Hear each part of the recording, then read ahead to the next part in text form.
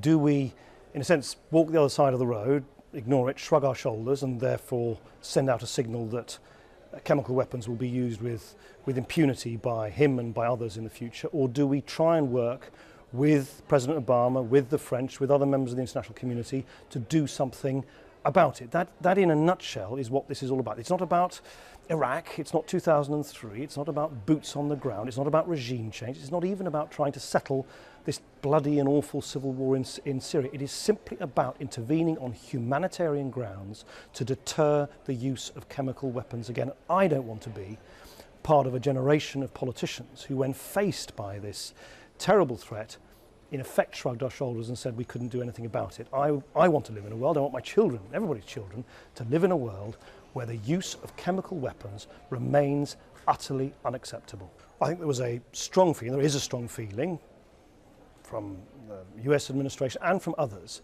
that in order to send a signal of deterrence, that if you use chemical weapons, if President Assad used chemical weapons, there will be repercussions.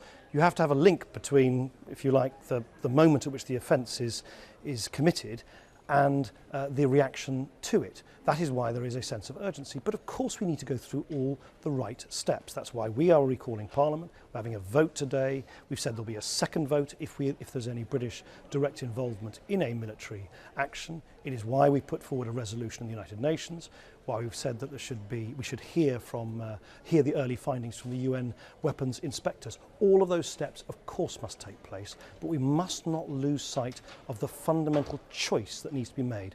Do we do nothing, in effect stand idly by while people use chemical weapons, or do we try and do something about it to stop chemical weapons being used again in the future? Well, of course, I don't think anyone can pretend you can take a decision like this lightly. Everybody, I think, is uneasy about this. I think our whole nation is haunted by the memories of the terrible mistakes in Iraq.